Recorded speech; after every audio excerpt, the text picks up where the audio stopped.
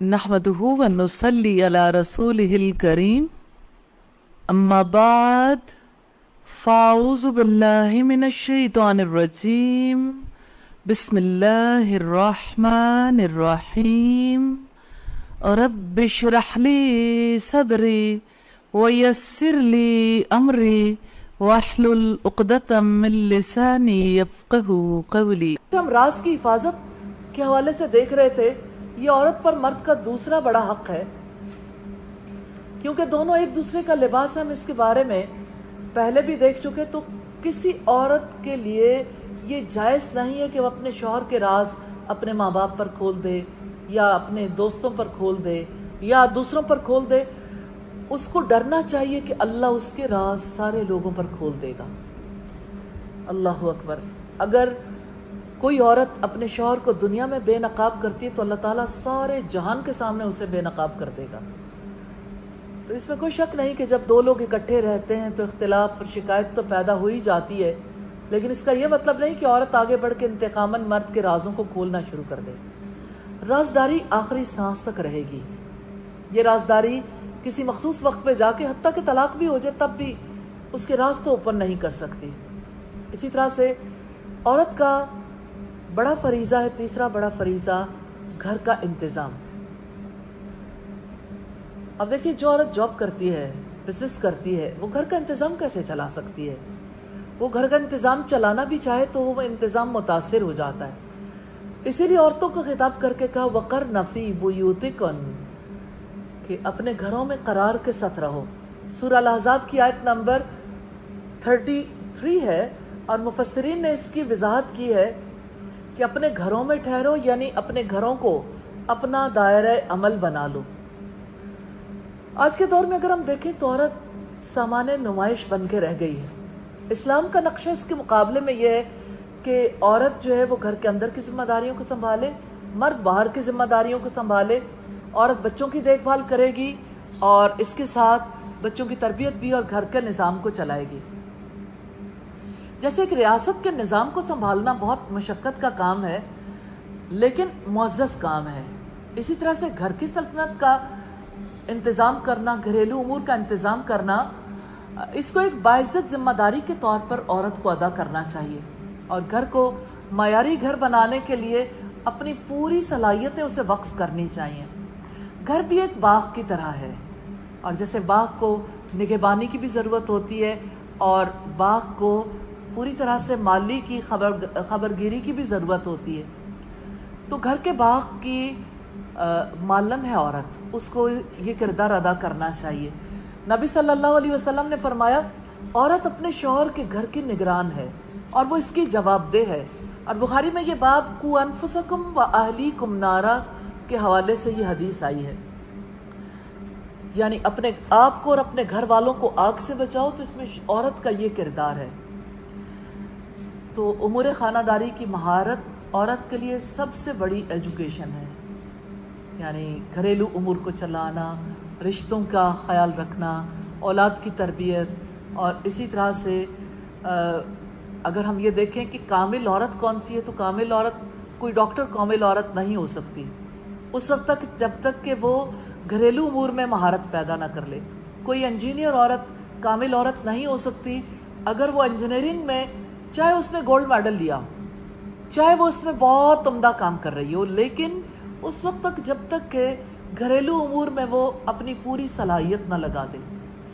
جب وہ عورت اپنے شوہر کو خوش کر دیتی ہے تو اس کا مطلب یہ ہے کہ اس نے اپنا کردار سمجھ لیا اور اس کو اچھے طریقے سے ادا کر لیا، اور اگر وہ یہ کام نہیں کرتی تو اللہ کے یہاں مجرم ہے، اللہ کے یہاں مجرم ہے۔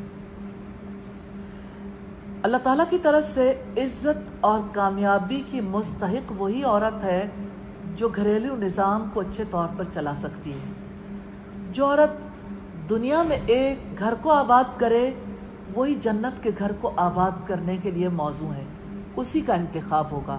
اور نبی صلی اللہ علیہ وسلم نے فرمایا، جب آپ سے پوچھا کہ عورتوں میں سب سے بہتر عورت کون ہے، آپ نے فرمایا جو اپنے شوہر کو خوش کر دے جبکہ وہ اسے دیکھے، اور وہ اپنے شوہر کی اطاعت کرے جبکہ وہ اس کو حکم دے، اور وہ اپنے نفس اور اس کے مال میں شوہر کے خلاف نہ کرے.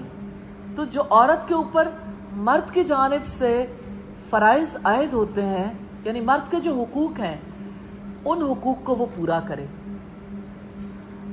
مرد باہر کی زندگی میں جتنی تلخیاں برداشت کرتا ہے، اب گھر میں اس کی بیوی ہے جو اس کی تلخیوں کو خوشیوں میں، سکون میں، مسرت میں بدل سکتی ہے.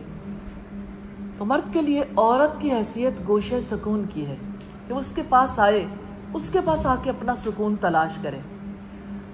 اور عورت کو بھی چاہیے کہ وہ کامیاب رفیقہ حیات ثابت ہو اور مرد کے لیے گھر کے اندر مسائل کھڑے نہ کرے، بلکہ مرد کے منصوبے کو پایہ تکمیل تک پہنچائے. تو عورت کا وجود اور گھر کا پورا اثاثہ عورت کے پاس گویا مرد کی امانت ہے. تو مرد بیرونی مصروفیات کی وجہ سے ان کی حفاظت نہیں کر سکتا، رکھوالی نہیں کر سکتا. عورت کی وفا شیاری کا تقاضا ہے کہ اپنے وجود کی بھی حفاظت کرے اور اس شوہر کے گھر کی بھی امین بن جائے. وہ اپنی ذات کو بھی صرف شوہر کے لیے محفوظ رکھے اور گھر کے تمام ساز و سامان کو بھی. تو عورت مرد کے لیے سکون کا سامان ہے، اسی لیے وہ گھر کے اندر مرد کے نائب کی حیثیت رکھتی ہے. اور بہترین عورت وہ ہے جو ان ساری ذمہ داریوں کو پورا کرے. اسی کے بارے میں حدیث میں آیا ہے کہ الدنیا متاع، دنیا ساز و سامان ہے اور دنیا کا بہترین ساز و سامان نیک عورت ہے. اسی طرح سے ہم دیکھتے ہیں قرآن حکیم میں ارشاد ہوا ہے مردوں کی ذمہ داری کو پورا کرنے کے لیے کہ وَعَاشِرُوهُنَّ بِالْمَعْرُوفِ، کہ ان کے ساتھ بھلے طریقے سے رہو. لیکن یہ بات خاص طور پر کہی اگر تمہیں ناپسند ہو تو ہو سکتا ہے اللہ نے ان کے اندر تمہارے لیے کو بھلائی رکھ دی. ایک صاحب کی شادی ہوئی، انہیں نرم و نازک لڑکیاں بہت پسند تھیں. انہوں نے شادی کی تو ایک ایسی عورت سے شادی ہو گئی جس کے ہاتھ پاؤں بھی بڑے بھاری بھاری تھے اور قد کاٹ والی عورت تھی. تو انہیں بڑی تکلیف ہوئی کہ میں نے تو کسی اور عورت کو چاہا تھا اور یہاں پہ صورتحال یہ ہے کہ یعنی میری شادی ایک ایسی عورت سے ہو گئی. لیکن ناگواری کے ساتھ چلتے رہے. کچھ دنوں کے کچھ ہی عرصے کے بعد ان کا ایکسیڈنٹ ہو گیا. ایکسیڈنٹ بھی ایسا ہوا کہ وہ کچھ بھی کرنے کے قابل نہ رہے. اب اس عورت نے گھریلو ذمہ داریاں بھی نبھائیں، لیکن گھر سے باہر وہ کمانے کے لیے بھی نکلتی اور شوہر کے ساتھ اس نے سلوک بھی کرتی. پھر تو اسے اللہ کی بات کا بہت یقین آیا کہ ہو سکتا ہے تمہیں ایک عورت ناپسند ہو لیکن اللہ نے اس میں تمہارے لیے بہت زیادہ بھلائی لکھ رکھی ہو. تو یہ انسان نہیں سمجھ سکتا، اللہ تعالیٰ بہتر جانتا ہے کہ اللہ تعالیٰ نے کس کے لیے کس میں بھلائی رکھ دی ہے. اس لیے کبھی نکاح کے بعد عورت کو کراہت کے ساتھ اپنے ساتھ نہیں رکھنا چاہیے، اس میں خیر کے پہلو تلاش کرنے چاہیے. تو ظاہری ناپسندیدگی کی بنا پر بیزار نہیں ہونا چاہیے، کیونکہ اللہ تعالیٰ نے ہر اعتبار سے کسی کو ناقص نہیں بنایا. اگر ایک کمی ہے تو اللہ تعالیٰ نے اسے دوسری چیز سے پورا کر دیا ہے. کہیں کوئی زیادتی بھی اللہ نے کسی کے اندر رکھ دی ہے. تو زندگی کی یہی حقیقت ہے جس کے بارے میں اللہ رب العزت نے فرمایا وَأَنْكِحُ الْأَيَامَ مِنْكُمْ وَالصَّالِحِينَ مِنْ عِبَادِكُمْ وَإِمَائِكُمْ، تم میں سے جو لوگ مجرد ہوں اور تمہارے غلاموں اور لونڈیوں میں سے جو صالح ہوں ان کا نکاح کر دو. اگر وہ مفلس ہوں گے تو اللہ تعالیٰ ان کو اپنے فضل سے غنی کر دے گا. اور ایک حدیث میں نبی صلی اللہ علیہ وسلم کا فرمان ہے 3 لوگ ہیں جن کی مدد اللہ کے ذمے ہے. وہ نکاح کرنے والا جو عفت یعنی پاک دامنی کا طلبگار ہو، وہ مکاتب جو مال ادا کر کے آزاد ہونا چاہتا ہو، اور اللہ کے راستے میں جہاد کرنے والا.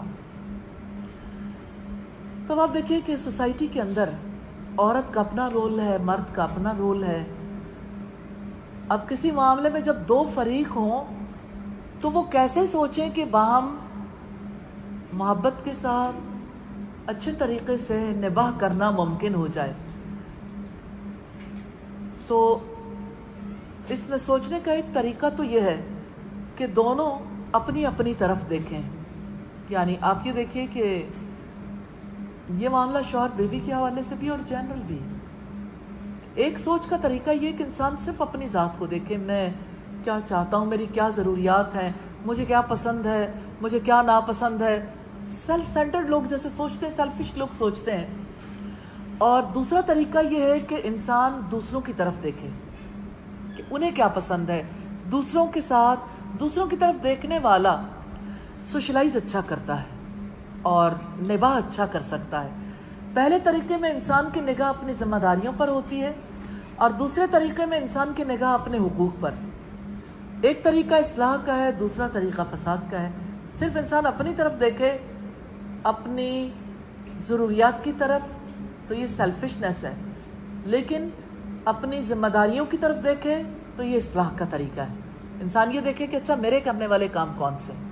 لیکن اگر کوئی انسان یوں دیکھتا ہے کہ دوسرے کی طرف دیکھتا ہے کہ اس کو یہ کرنا چاہیے، یہ کرنا چاہیے، یہ کرنا چاہیے، تو وہ دوسروں کی ذمہ داریاں تو دیکھتا ہے، اپنے فرائض نہیں دیکھتا. تو اصلاح ایسے نہیں ہو سکتی. اصلاح یہ ہے ہر کوئی اپنی اپنی ذمہ داری کی طرف زیادہ دیکھے اور دوسروں کے لیے جو کچھ اللہ نے اس پر لازم کر دیا ہے اس کی طرف دیکھے. تو جس انسان کی نظر اپنے حقوق کی طرف ہوتی ہے وہ انسان ہمیشہ ٹچی ہو جاتا ہے اور ہمیشہ وہ یعنی معاملات کے نیگیٹو رخ کی طرف جلدی چلا جاتا ہے اور دوسروں کو وہ بہت ساری قباحتوں کا ذمہ دار ٹھہرانے لگتا ہے. اور ایسے میں ضد اور انتقام کے جذبات بھڑک اٹھتے ہیں. اپنے حصے کا کام کوئی کرنا نہیں چاہتا اور یہ چاہتا ہے کہ فریق ثانی یہ کام کر لے، چاہے خود اسے کچھ بھی نہ کرنا پڑے. تو جب انسان اپنی ذمہ داریوں کی طرف نظر رکھتا ہے تو اس کی ساری توجہ اپنے آپ پر لگ جاتی ہے، تو وہ اپنے حصے کے کام میں کوتاہیوں کو تلاش کرتا ہے کہ یہ کام اس طرح نہیں، اس کو ایسے ہونا چاہیے تھا. تو اصلاح اسی طرح سے ہوتی ہے اور اس طرح کے سوچ کے انداز کے نتیجے میں خود احتسابی کی نفسیات بیدار ہوتی ہے. اور ایسا شخص جو اپنی طاقتوں کو تخریب میں نہیں لگاتا بلکہ تعمیری کاموں میں لگاتا ہے اور اپنے حصے کی ذمہ داریوں کو ادا کر کے فریق ثانی کو اپنے طرز عمل سے مجبور کر دیتا ہے کہ وہ بھی اپنے حصے کی ذمہ داریاں ادا کرے. یہی طریقہ اسلام کا ہے. اسلام دیکھتا ہے کہ اگر کوئی فریق نسبتاً کمزور ہے تو اس کو صبر کی طرف متوجہ کرے اور جو فریق طاقتور ہے اس کو عدل و انصاف کی تاکید کرتا ہے، تو معاشرے میں اصلاح ہو جاتی ہے. تو شوہر اور بیوی کے تعلقات کے بارے میں اسلام ہدایت دیتا ہے. صنفی بناوٹ کے اعتبار سے عورت کمزور ہے اور مرد جو ہے وہ طاقتور ہے، اس لیے اسلام نے ان کے فرق کو ملحوظ خاطر رکھا ہے تاکہ دونوں کے درمیان زیادہ سے زیادہ ہم آہنگی اور موافقت کی فضا پیدا ہو، کسی رکاوٹ کے بغیر گھر کی تعمیر ممکن ہو. تو عورتوں کے بارے میں اسلام یہ تاکید کرتا ہے کہ وہ اطاعت کریں، شوہروں کی اطاعت کریں. اور اس حوالے سے جیسے سیدنا عبداللہ ابن عباس کی روایت کو ہم نے دیکھا کہ نیک عورتیں شوہروں کی اطاعت کرنے والی ہوتی ہیں. تو عورت کو اپنے شوہر کا اطاعت گزار بنانے کا مطلب اس کے اندر صالحیت یعنی نیکی کے مزاج کی پرورش کرنا ہے، جس کے بعد وہ شوہر کی سچی رفیق، سچی ساتھی بن جاتی ہے اور گھر کی فضا لڑائی جھگڑے کی فضا نہیں رہتی. اطاعت گزار بیوی اپنے شوہر کا دل جیت کر اپنے گھر کی مالک بن جاتی اور گھر میں سب سے اونچا مقام حاصل کر لیتی. اور جو بیوی اطاعت گزار نہیں ہوتی وہ غیر ضروری طور پر شوہر سے لڑتی ہے اور اس کی زندگی تلخ ہو کے رہ جاتی ہے، وہ کبھی اپنے گھر میں بلند مقام حاصل نہیں کر سکتی. ایک بہت بڑی غلط فہمی آج کے دور میں یہ ہو گئی عورت کو کمزوری سے اٹھانے کے لیے کہ اس کو طاقتور بنا دیں تاکہ اس کی وجہ سے اسے یعنی اس پر کوئی اس کو پریشرائز نہ کر سکے، یہ کمانے کے قابل ہو جائے. ریلی پیسے کی وجہ سے تو کسی کو عزت نہیں ملتی. عورت جتنا جی چاہے پیسہ کما لے، اس کو اعلیٰ مقام اس کی اطاعت گزاری کی وجہ سے ملتا ہے، اس کے پیسے کی وجہ سے نہیں ملتا. اس کا پیسہ اگر تھوڑی دیر کے لیے ماحول کو تھوڑا سا لائٹ کر دیتا ہے تو اس کا یہ مطلب نہیں ہے کہ مستقل طور پر لوگ اس کی دل سے عزت کرنے لگ جائیں. دلی عزت اور احترام کے لیے اللہ پاک نے جو حکم دیا ہے وہی دل جیتنے کا سبب بنتا ہے، اطاعت گزاری. اللہ تعالیٰ ساری خواتین کو توفیق دے کہ وہ اطاعت گزار ہو جائیں۔ سیدہ عائشہ کہتی ہے رسول اللہ نے فرمایا تم سب میں سے بہتر وہ ہے جو اپنے گھر والوں کے لیے بہتر ہو، اور میں سب سے بڑھ کر اپنے گھر والوں کے لیے بہتر ہوں۔ تو مرد کو بھی اپنے گھر والوں کے لیے بہتر ہونا چاہیے اور عورت کو بھی اطاعت گزار ہونا چاہیے۔ تو عورت اور مرد کے حقوق کا معاملہ کسی فقہی فہرست کا معاملہ نہیں ہے، یہ دراصل ریالٹی ہے کہ عورت کی نفسیات کس چیز کا تقاضا کرتی ہے، گھر کے معاملات میں اس سے کیا مطالبہ ہے، وہ اس کی فطرت کے عین مطابق ہے۔ عورت باہر جتنا جی چاہے کام کر لے، اپنے آپ کو خوش رکھنے کی کوشش کر لے، اس کا جی گھر کے اندر آ کے ہی لگتا ہے، اسے سکون وہی نصیب ہوتا ہے۔ تو حسن معاشرت کے ساتھ اطاعت ہو تو خوب بن جاتی ہے آپس میں، اور گھریلو معاملات بہت خوشگوار ہو جاتے ہیں۔ اچھا گھر ہمیشہ اچھا مزاج رکھنے والوں سے بنتا ہے۔ ایک اچھے خاندان کی تعمیر عورت اور مرد دونوں مل کر کرتے ہیں، لیکن عجیب بات یہ ہے کہ نہ عورت کے شعور کی تعمیر ہوتی ہے، نہ مرد کے شعور کی تعمیر ہوتی ہے، اور توقع یہ کی جاتی ہے کہ گھرانے کی اچھی تعمیر ہو جائے۔ عورت اور مرد کے شعور کی تعمیر ہوتی ہے، ان کی اچھی ٹریننگ ہوتی ہے، پھر اچھا گھرانہ وجود میں آتا ہے۔ تو دونوں اگر اپنے اچھے شعور کی تعمیر نہ کریں، اور اس کے لیے شادی سے پہلے بھی تعلیم کی ضرورت ہے۔ ہمارے یہاں تو تعلیم کا مقصد اچھا انسان بنانا اور اچھے شعور کو بیدار کرنا تو ہے نہیں۔ تو شادی شدہ زندگی کی کامیابی کا راز احکامات کی فہرست کو جاننے سے زیادہ اس پر منحصر ہے کہ زندگی کے حقائق سے واقف ہوں۔ جو لوگ زندگی کی حقیقتوں سے واقف ہو جاتے ہیں اور حقیقت کو سمجھ جاتے ہیں، وہ ناکام نہیں ہوتے۔ اور عجیب بات یہ ہے کہ بہت سارے ماں باپ اپنے بچوں کو کبھی حقیقت آشنا نہیں ہونے دینا چاہتے، اس لیے زندگی میں ایسے ماں باپ جو اپنے آپ کو بہت عقل مند سمجھتے ہیں، ان کے بچے کامیاب بھی نہیں ہو پاتے۔ اس وجہ سے اللہ رب العزت کے اصول کی طرف دیکھنا چاہیے ہر کسی کو۔ اللہ پاک نے جو حکم دیا اسے قبول کر لیں، جس سے روکا ہے اس سے رک جائیں، جو غلطی ہے اس سے توبہ کر لیں۔ اللہ تعالیٰ ہم سب کو توفیق عطا فرمائے۔ اسی طرح سے اس میدان میں ایک اور جو جیسے نکاح اہم ہے، ایسے ہی نباہ نہ ہونے کی صورت میں طلاق کا معاملہ بڑی اہمیت کا حامل ہو جاتا ہے۔ طلاق یا خلا کا معاملہ جب ایک رشتہ جڑتا ہے، اور لوگ جب رشتہ جوڑنے کی کوشش کرتے ہیں تو اچھے جذبوں کے ساتھ ہی کوشش کرتے ہیں۔ اس وقت تو یہ ہوتا ہے کہ دونوں ایک ساتھ زندگی گزاریں گے اور عمر بھر نبھائیں گے، لیکن اللہ پاک کی جانب سے سم ٹائمز ایسا ہوتا ہے کہ اس کے لیے تقویت دے دی جاتی ہے۔ ان کے یہاں جب بچہ پیدا ہوتا ہے تو گویا یہ پہلی زنجیر ہے جو ان کو آپس میں اور مضبوط باندھ دیتی، اور دونوں بڑی گہرائی اور پائیداری کے ساتھ ایک دوسرے کے ساتھ بن جاتے ہیں۔ لیکن سم ٹائمز ایسا ہوتا ہے کہ ہر آنے والے دن میں آپس کے تعلقات میں خلیج گہری ہوتی چلی جاتی ہے۔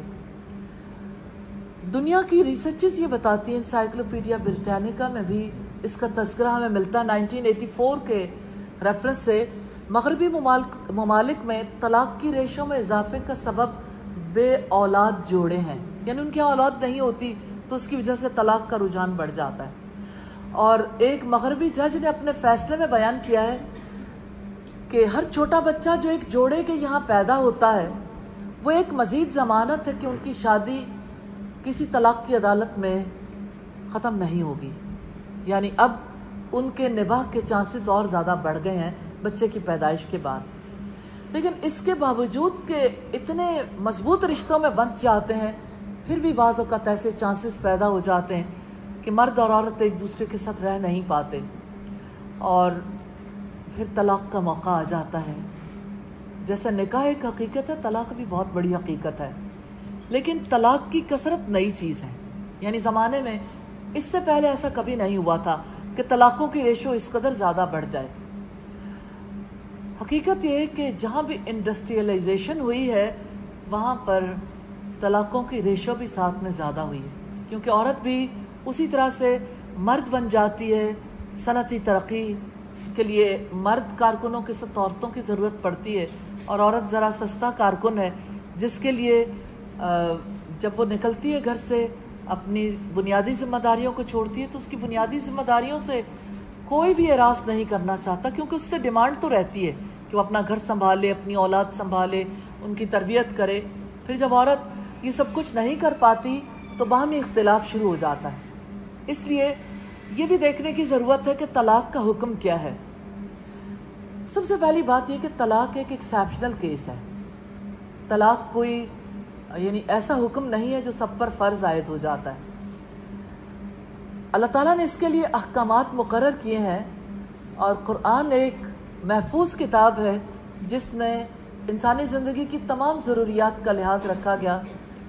تو ناگزیر حالات میں طلاق کی اجازت ہے۔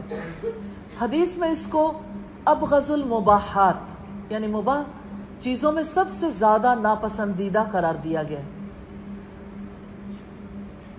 ہاں، یہ حکم ضرور دیا گیا ہے کہ جب دونوں کے لیے نباہ کرنا ممکن نہ ہو تو اچھے طریقے سے علیحدہ ہو جائیں، ضد کی نفسیات کے ساتھ اکٹھے نہ رہیں، یعنی ایک دوسرے کو بے عزت کرنے یا بے سہارا کرنے کی کوشش نہ کرنے لگے۔ قرآن حکیم میں طلاق کے حکم میں یہ ارشاد ہوا، سورہ الاحزاب کی آیت نمبر 49 میں، وَسَرِّحُوهُنَّ سَرَاحًا جَمِيلًا، جب انہیں طلاق دے کر رخصت کرو تو بھلے طریقے سے شریفانہ انداز سے رخصت کر دو۔ طلاق کی دو صورتیں ہیں، میں فقہی اعتبار سے آپ کے سامنے نہیں رکھ رہی کہ طلاق 2 مرتبہ ہے اور تیسری مرتبہ تو اچھے طریقے سے رخصت کر دینا ہے۔ میں اس کو جنرلی طلاق کو سمجھنے کے لیے کہ طلاق کی ضرورت کب پیش آتی ہے، ایک تو وقتی جذبے کے تحت طلاق کی ضرورت پیش آتی ہے، اور دوسری مستقل فیصلے کے تحت۔ عمومی طور پر وقتی جذبات اس کا باعث بنتے ہیں، غصہ آ گیا، بعد میں لوگ کہتے ہیں، سوال کرتے ہیں، اچھا کسی نے غصے میں طلاق دی تو کوئی خوشگوار موڈ میں طلاق دے گا؟ خوشگوار موڈ میں تو طلاق نہیں ہوتی، ظاہر ہے اس کا باعث غصہ ہی ہوتا ہے، چاہے وہ وقتی ہو یا مستقل غصہ ہو۔ تو دونوں معاملات کی نوعیت الگ الگ ہے۔ خاندانی زندگی میں تلخیاں اور ناخوشگواریاں پیش آتی رہتی ہیں، ایسا نہیں ہوتا کہ ہمیشہ انسان کوشش بھی کرے تو کبھی ناخوشگوار حالات پیش نہ آئے۔ ناخوشگوار حالات اجتماعی زندگی کا حصہ ہیں، معاشرتی زندگی کا حصہ ہیں۔ ناخوشگوار حالات میں بندہ مومن کو بتایا گیا اختلاف کے وقت اس نے کیا کرنا ہے، ہم نے ابھی 2 دن پہلے بھی دیکھا تھا الحمدللہ، اور کہ اختلاف کے وقت میں کیا کرنا چاہیے۔ اور اسی طرح سے 2 چیزیں ہیں جس کا اسلام حکم دیتا ہے، ایک صبر اور دوسرے اوائڈنس، اعراض۔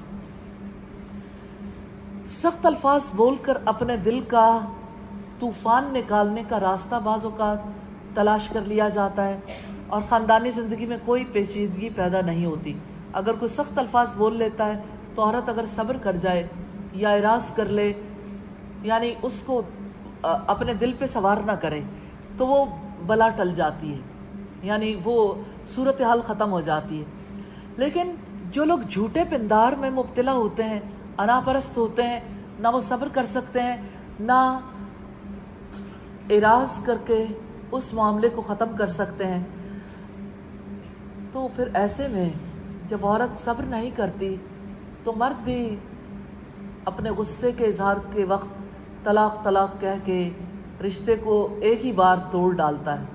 یہ غیظ و غضب کی انتہائی صورت ہے جس میں مرد جو ہے ایک ہی بار طلاق دے دیتا ہے۔ تو اسلام کا مقرر کردہ طریقہ جو ہے وہ طلاق جیسی برائی کو روکنے کے لیے انتہائی کامیاب اور فطری تدبیر ہے۔ اسلام کا طریقہ یہ الطلاق مرتان، طلاق 2 بار ہے، فَإِمْسَاكُمْ بِمَعْرُوفٍ أَوْ تَسْرِيحٌ بِإِحْسَانٍ، پھر یا تو معروف طریقے کے مطابق عورت کو روک لینا ہے یا اچھے طریقے سے اس کو رخصت کر دینا ہے۔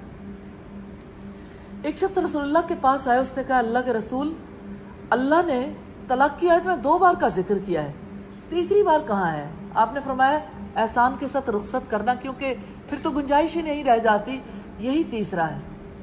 اس سے معلوم ہوتا ہے جب کسی شخص کے دل میں اپنی بیوی کو طلاق دینے کا خیال آئے تو اس کو ایسا نہیں کرنا چاہیے کہ ایک ہی بار 3 دفعہ طلاق دے کے اسے رخصت کر دے۔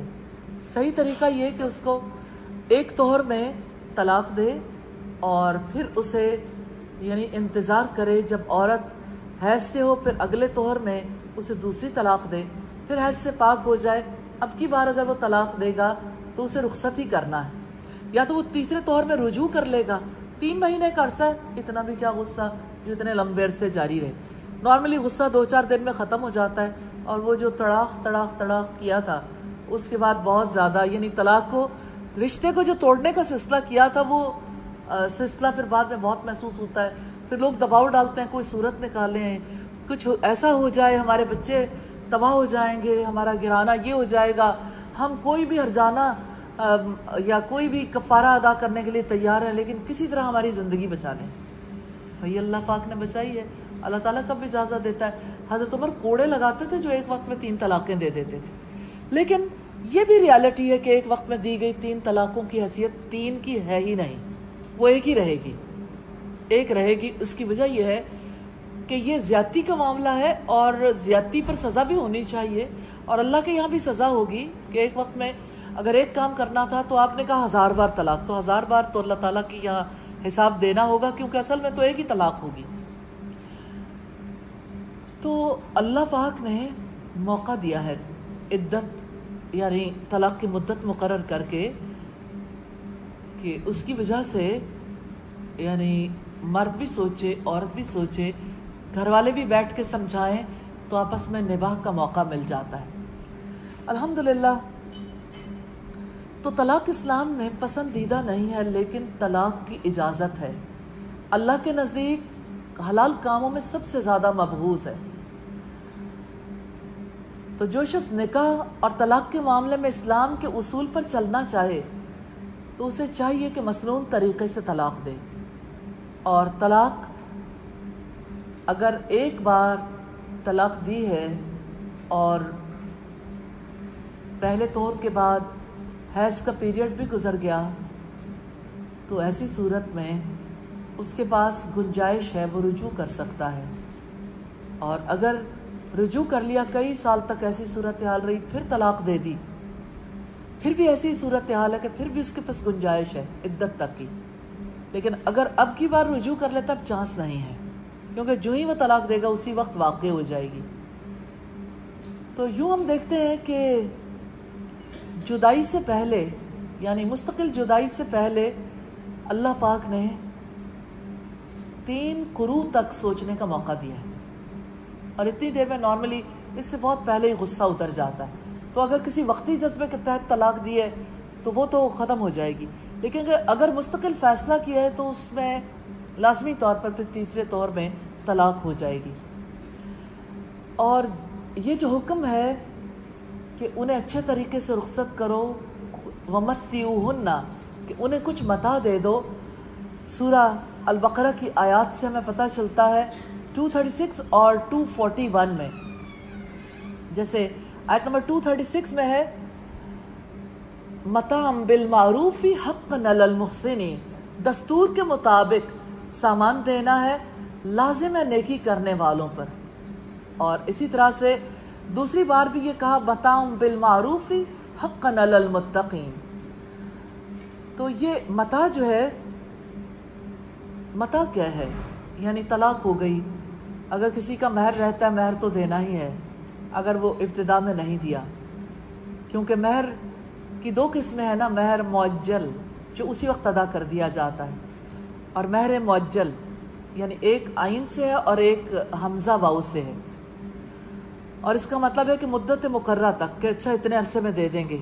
تو یہ طریقہ کار ہو سکتا ہے، لیکن پسندیدہ یہی ہے کہ اسی وقت دے دیا جائے۔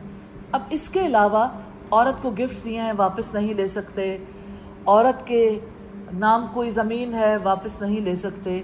اب عورت کو رخصت کرنا ہے تو کچھ کپڑا یا کوئی اور ایسی چیز جو ہے وہ اچھے تحائف دے دلا کر رخصت کر دو، تاکہ ایک دوسرے پہ غصے ہو کے رخصت نہ ہو، بس نہیں نبھ سکی جس کی وجہ سے ایسا معاملہ ہو گیا۔ تو شریعت کا یہ مزاج ہے کہ طلاق ہونے کے بعد بیوی سے کیا سلوک کیا جائے۔ علیحدگی کے باوجود عورت کو متاع دی جائے، لیکن ایک چیز میں واضح کرنا چاہتی ہوں، خاص طور پر مغربی قوانین کے حوالے سے، جیسے مغرب میں اگر طلاق ہو بھی جاتی تو مرد ساری زندگی مستقل گزارا الاؤنس دیتا ہے، ساری زندگی دے گا، اور بڑے بڑوں نے دی اور ان کی معاشی طور پر بالکل بدحال ہو گئے، اور اب بھی ان کے یہاں مستقل گزارا الاؤنس دینے کی وجہ سے لوگ نکاح ہی نہیں کرتے، نکاح کرنا نہیں چاہتے۔ اتنی بڑی ذمہ داری کون پوری کرے کہ اگر طلاق دیں گے تو پھر بہت مشکل ہو جائے گی۔ لیکن اللہ پاک نے کس طرح سے اس میں آسانی کر دی کہ جب رخصت کر رہے ہو تو کچھ دے دلا کر رخصت کر دو، اس کے بعد مرد پر کوئی ذمہ داری نہیں، اس کی کوئی دلیل نہیں ہے۔ یہ متاع جو ہے اسے متع طلاق کہتے ہیں، یہ متع حیات نہیں ہے، یعنی پوری زندگی کے لیے دینا دلانا نہیں ہے۔ تو طلاق دیتے وقت کچھ نہ کچھ دے کر رخصت کرنا چاہیے۔ اور رب العزت نے اس بارے میں فرمایا کہ اگر دونوں جدا ہو جائیں تو اللہ تعالیٰ ہر ایک کو اپنی وسعت سے بے نیاز کر دے گا، اور اللہ تعالیٰ وسعت والا، حکمت والا۔ یہ سورہ النساء کی آیت نمبر 30 ہے۔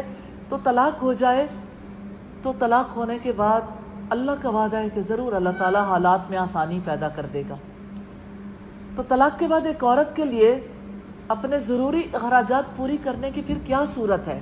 اسلام نے اس کی صورت رکھی ہے۔ جیسے آپ صلی اللہ علیہ وسلم کا فرمان ہے، باپ پر اس کی لڑکیوں کا نفقہ اس وقت تک ہے جب تک کہ وہ شادی نہ کرے، جبکہ لڑکیوں کے پاس مال نہ ہو، اور باپ کو حق نہیں ہے کہ وہ انہیں کسی کام پر، کسی خدمت پر لگائے۔ یعنی باپ کسی بیٹی کو جاب نہیں کروا سکتا کہ تم گھر کا خرچ پورا کرو، باپ کسی بیٹی سے بزنس نہیں کروا سکتا کہ اس کی وجہ سے اخراجات پورے ہو جائیں، اخراجات پورے کرنے کے لیے یہ کام نہیں کروا سکتا۔ پھر فرمایا کہ اگرچہ اس کے اندر اس کی قدرت کیوں نہ ہو، اور جب لڑکی کو طلاق ہو جائے، اس کی عدت پوری ہو جائے، تو اس کا نفقہ دوبارہ باپ پر لوٹ آئے گا۔ تو اس سے پتہ چلتا ہے کہ جب کوئی عورت طلاق یافتہ ہو کر باپ کے گھر میں آ جائے تو اب دوبارہ اس کی حیثیت غیر شادی شدہ جیسی ہو جائے گی، اب باپ ہی کو اس کی اخراجات کی ذمہ داری لینی ہے۔ اسی طرح سے متعلقہ عورت اگر ماں ہے اور اس کے پاس ایسی اولاد ہے جو صاحب معاش ہے، تو اس کی اخراجات کی ذمہ داری پوری کرنا اس کی اولاد پر ہے۔ جیسا کہ فرمایا وہ سب جو بیوی کے لیے واجب ہے وہ سب باپ اور ماں کے لیے لڑکے پر واجب ہوگا، یعنی کھانا پینا، کپڑا، مکان، یہاں تک کہ خادم بھی۔ اور اگر متعلقہ عورت کا یعنی طلاق یافتہ عورت کا باپ نہ ہو تو اس کی اولاد اس کی کفالت کرنے کے قابل نہ ہو تو دوسرے قریبی محرم، اعزہ و اقارب اس کی معاشی کفالت کے ذمہ دار ہوں گے، مثلا بھائی، چچا۔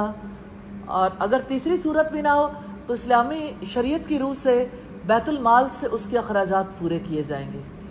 قانونی طور پر عورت کو یہ حق دیتا ہے اسلام کہ وہ ریاست سے اپنے اس حق کو وصول کرے۔ میں نے یہ بات اس لیے سامنے رکھ دی کہ عمومی طور پر طلاق کے بعد یہ مسئلہ پیدا ہو جاتا ہے کہ اب وہ کس طرح سے گزارا کرے گی۔ تو شریعت کی اسی خوبصورت تقسیم کی وجہ سے اسلامی تاریخ میں ایسا کبھی نہیں ہوا کہ مسلمان عورتیں طلاق کے بعد بے سہارا پڑی رہیں، ان کی کوئی کفالت کرنے والا نہ ہو۔ ماں باپ بھی تلخی محسوس کر سکتے ہیں، بھائی بھی کر سکتے ہیں، رشتہ دار بھی کر سکتے ہیں، لیکن تلخ ہونے کے باوجود وہ کچھ نہ کچھ کرتے ضرور رہتے ہیں، اس کو پھینک نہیں دیتے۔ تو طلاق کا مسئلہ جو ہے مغربی ممالک میں بہت عجیب حیثیت اختیار کر گیا، معاشرتی زندگی کے بڑے مسائل پیدا ہو گئے، کیونکہ متع طلاق کو انہوں نے متع حیات بنا دیا۔ اور آپ کو یاد ہوگا برٹرینڈ رسل کا نام آپ نے سنا ہوگا، جس کی وفات جو ہے 1970 میں ہوئی تھی، 1872 سے تقریباً 98 ایئرز اس کی ایج تھی۔ اس نے ایک ایسی عورت سے نکاح کیا جو ذہنی طور پر اس کے قریب ہو اور اس کی رفیقہ حیات بن سکے، لیکن شادی کے بعد اس نے محسوس کیا بات بنی نہیں ہے، اس نے اسے طلاق دے دی۔ لیکن 10 سال نباہ بھی کیا تھا، پھر دوسری شادی کی، دوسری عورت سے بھی نباہ نہیں ہو سکا، پھر اس کو چھوڑ کر تیسری شادی کی۔ ہمارے یہاں تو کوئی تیسری شادی کر لے تو پچھلی کو فارغ کر دیا، اب اس کی ذمہ داری نہیں ہے۔ یہ طلاق برٹرینڈ رسل کو بہت مہنگی پڑی۔ قانوناً اس نے اتنا کچھ اپنی 2 بیویوں کو ادا کیا کہ اس کے بعد اس کی معیشت کی کمر ٹوٹ گئی، اور وہ اپنی سوانح عمری میں لکھتا ہے کہ مالیاتی بوجھ میرے اوپر بھاری اور پریشان کن تھا، مجھے اپنے نوبل پرائز میں 11,000 پاؤنڈ ملے، جن میں سے 10,000 پاؤنڈ اپنی تیسری بیوی کو دے دینا پڑا. اب میں اس کو اور اپنی دوسری بیوی کو نان نفقہ کی رقم بھی ادا کر رہا ہوں، اور اپنے چھوٹے بچے کی تعلیم کی ذمہ داری بھی مجھ پر ہے. اور یہ اضافہ بھی ہے کہ میرے بڑے لڑکے کی بیماری کے سلسلے میں بھاری اخراجات تھے، اس لڑکے نے کئی سال انکم ٹیکس ادا نہیں کیا، وہ بھی مجھے ہی ادا کرنا پڑا. تو آئلی زندگی کی اصلاح کے لیے قانون بنایا گیا، لیکن آئلی زندگی کی بربادی کا سبب بن گیا. اور اب تقریباً 50% لوگ ہیں مغربی ممالک میں جو غیر منکوحہ بیویوں کے ساتھ رہتے ہیں، یعنی نکاح نہیں کرتے.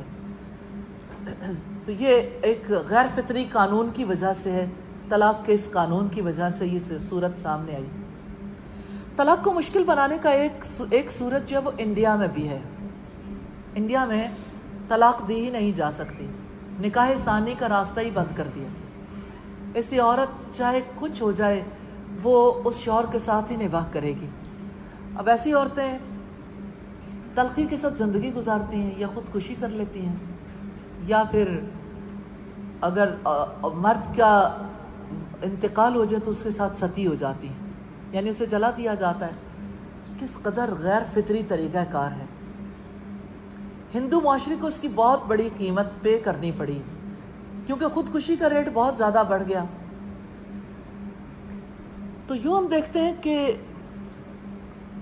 اللہ تعالیٰ نے جو فطرت انسان کی بنائی اس سے ہٹ کر جب کبھی قوانین بنتے ہیں تو اس کے لیے ہم دیکھتے ہیں کہ اس کی قباحتیں بھی سامنے آتی ہیں.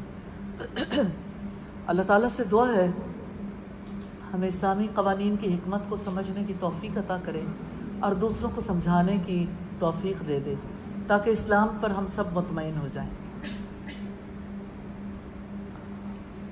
اسی طرح سے ایک معاملہ جو آپ کے سامنے رکھنا چاہتی ہوں وہ جہیز کا معاملہ ہے. کیونکہ ہمارے یہاں خاص طور پر انڈو پاک میں، یعنی انڈیا میں، پاکستان میں یہ بہت بڑی رسم بن گئی اور بہت زیادہ بوجھ ہو گئی لوگوں پر. اور انڈیا میں تو ڈاوری کے بغیر رشتہ ہونے کا تصور نہیں، اور اگر ڈاوری بھی پسند کی نہیں ہے، یعنی جہیز پسند کا نہیں ہے، یا جتنا مطالبہ تھا اتنا نہیں ہے، تو لڑکیوں کو بعض اوقات زندہ جلا دیتے ہیں، بعض اوقات ان کے گھر والوں کو سزائیں دیتے ہیں. مسلمان ملکوں میں جہاں کہیں بھی یہ رسم آئی ہندوؤں سے ہے، کہ ہندوؤں کے یہاں یہ رواج تھا کہ شادی کے موقع پر لڑکی کو زیادہ سے زیادہ دیا جائے.